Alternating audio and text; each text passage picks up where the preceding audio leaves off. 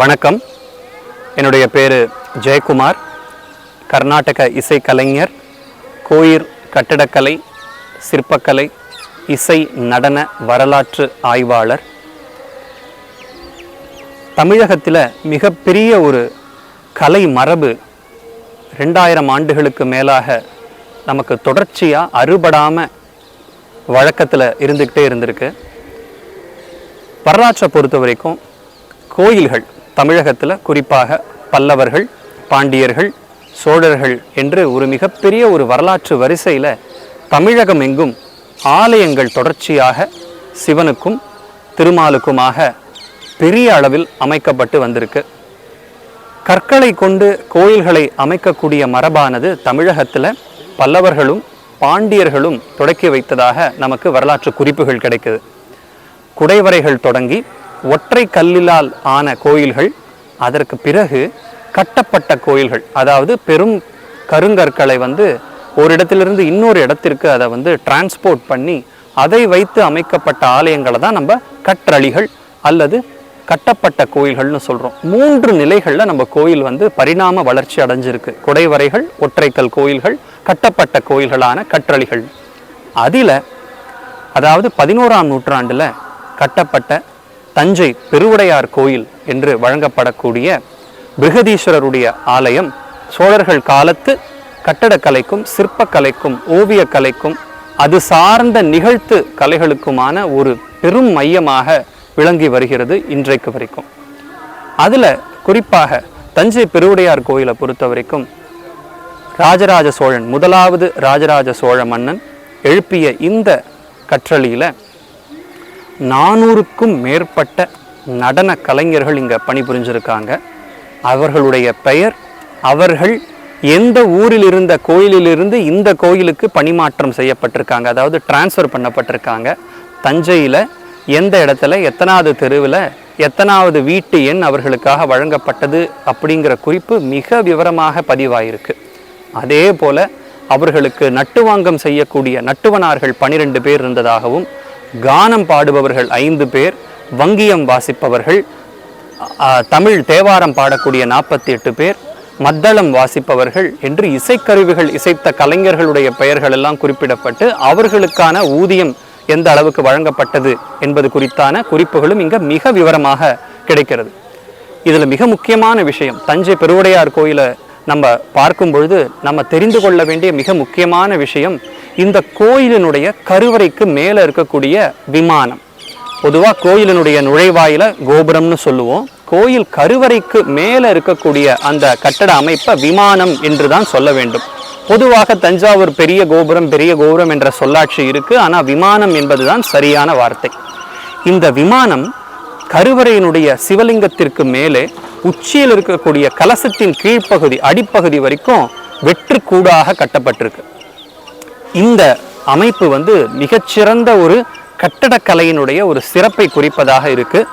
வரலாற்றில் ஆர்வம் இருக்கிற அனைவருக்குமே தெரிஞ்சிருக்கும், இந்த கோயிலை கட்டி எழுப்பியது முதலாம் ராஜராஜனுடைய பேர் ஆதரவில் தான் அது அவனுடைய முயற்சியால் நடக்குது. குஞ்சரமல்லன் ராஜராஜ பெருந்தச்சன், நித்த வினோத பெருந்தச்சன் என்ற 2 கட்டுமான பொறியாளர்களுடைய பெயர்கள் இங்கே கல்வெட்டில் நமக்கு கிடைக்குது. இதில் குஞ்சரமல்லன் ராஜராஜ பெருந்தச்சன் என்பவன் தான் தலைமை கட்டிட கலைஞனாக அறியப்படுகிறார். இந்த விமானம் உலகிலேயே மிக உயரமான விமானம், 216 அடி, உள்புறம் மிகவும் கூடாக இருக்கக்கூடியது.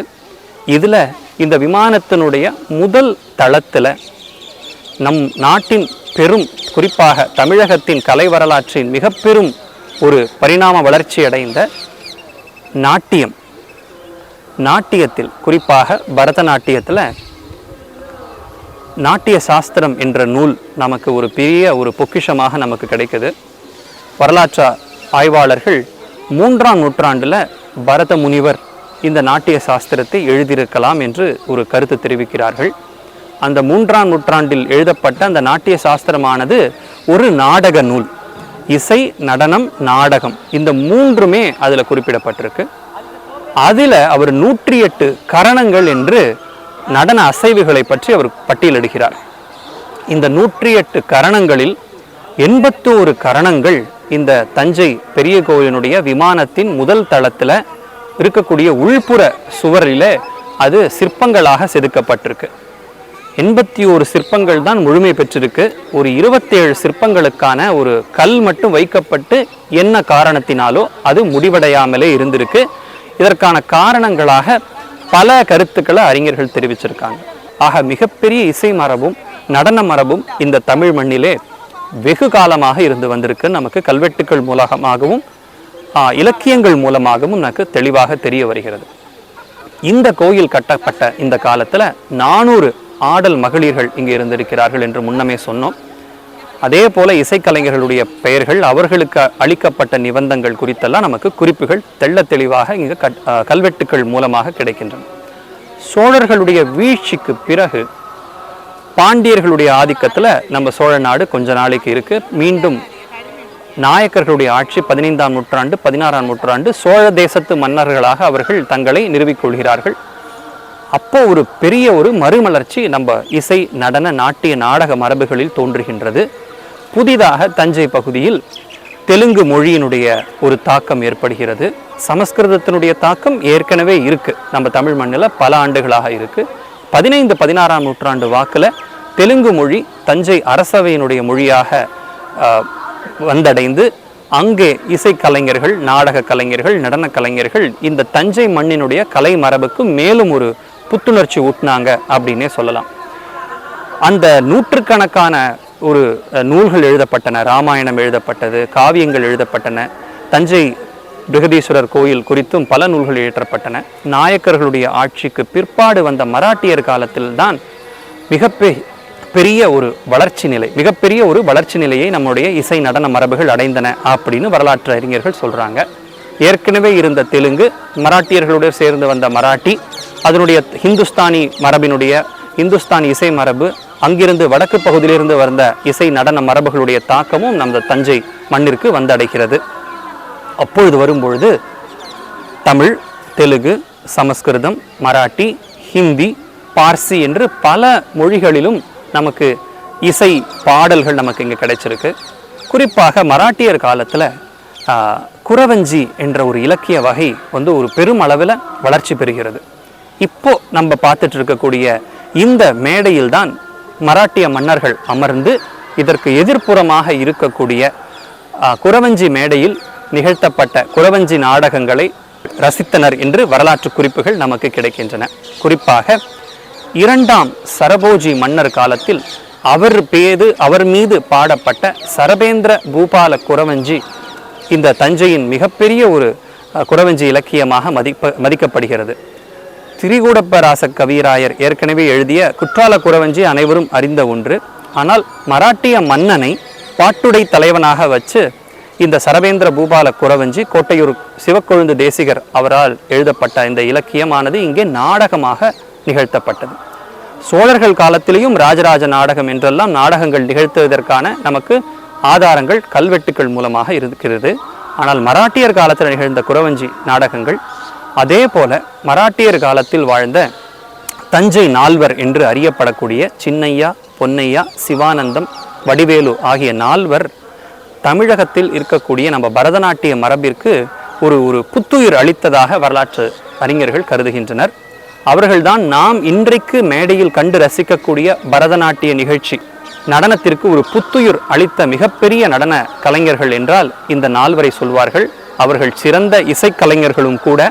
அப்படிப்பட்ட ஒரு பெரிய நடன மரபு, நாடக இசை மரபுகளை பல ஆயிரக்கணக்கான ஆண்டுகளாக நம்ம தஞ்சை மண்ணில் மட்டுமின்றி தமிழகம் முழுவதும் நம்ம பார்க்கலாம். குறிப்பாக 10ஆம் நூற்றாண்டு தொடங்கி, 1ஆம் ராஜராஜ சோழன் காலம் தொடங்கி தமிழக கலை வரலாறு தொடர்ச்சியாக வளர்ச்சி பெற்று பிற்காலத்தில் வந்த நாயக்க மன்னர்களும் மராட்டிய மன்னர்களும் அதை ஆதரித்து பெருமளவில் பல்வேறு மொழிகளை வளர்த்த பெருமையும் நம்ம தஞ்சை மண்ணிற்கு உண்டு என்றே நான் நிச்சயமாக சொல்லலாம்.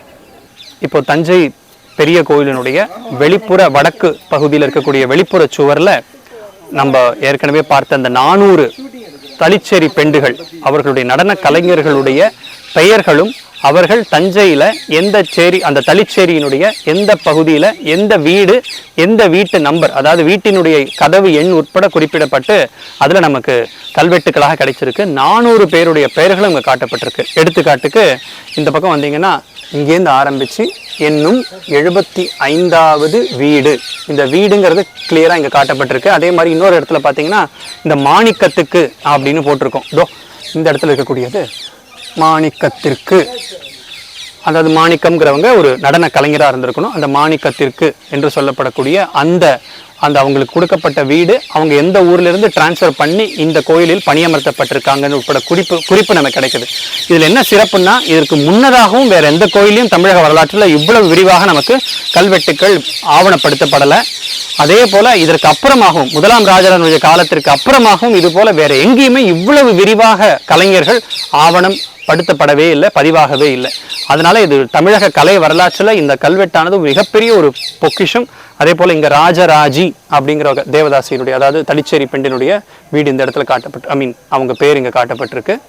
இப்படி அனைத்து கலைஞர்களுடைய பெயர்களும் இங்கே மிக விரிவாக பதிவாகி நம்மளுடைய தஞ்சை பெரிய கோயிலினுடைய பெருமை பல மடங்கு உயர்ந்து நிற்கிறது. இந்த தஞ்சை பெருவுடையார் கோயிலினுடைய வடக்கு புற வெளிச்சுவர் பகுதியில் தான் 400 நடன கலைஞர்களுடைய பெயர்கள் குறிப்பிடப்பட்டிருக்கு. அவர்களுடன் இணைந்து பணிபுரிந்த இசைக்கலைஞர்களுடைய பெயரும் அங்கே கல்வெட்டுக்களாக பதிவாயிருக்கு.